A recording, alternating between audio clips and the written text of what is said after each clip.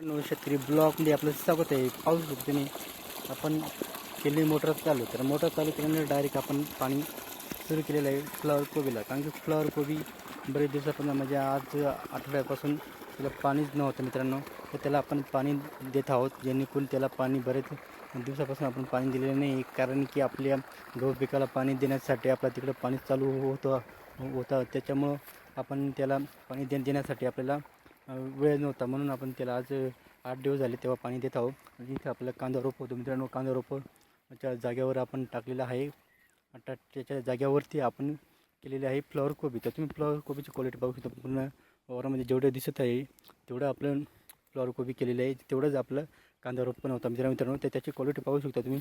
तर आता एकदम क्वालिटी एकदम भारी झालेली आहे आणि आता त्याला फुल यायचा प्रयत्न आहे. म्हणजे छोटे छोटे फुल लागले यायला असं छोटे छोटे फुल झालेले मित्रांनो. तर आता त्याला फुल येत आहे. तर काही दिवसांनी एकदम भारी फुल देणार आहे आणि त्याची क्वालिटी पाहू शकता. पानं कसं आहे, मोठे मोठे पानं आहे आणि एकदम हिरवेगार आहे मित्रांनो.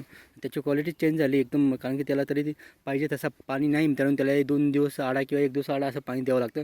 पण आपल्याकडे पाणी आहे, पण पाणी देण्यासाठी आपलं जे गहू पीक आहे त्याला पाणी द्यावं लागतं हे गहू पिकाला.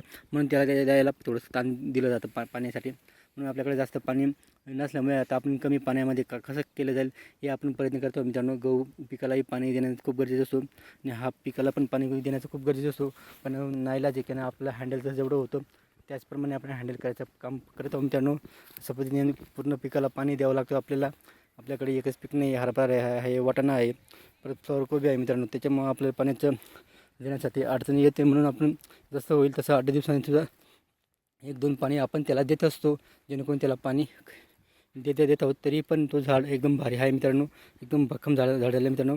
त्याच्या कमी पाण्यामध्ये आपण उत्पादन घेत आहोत. व्हिडिओ आवडले तर लाईक शेअर कमेंट करा मित्रांनो आणि आमच्या चॅनल सबस्क्राईब करा. जय जवान जय किसान.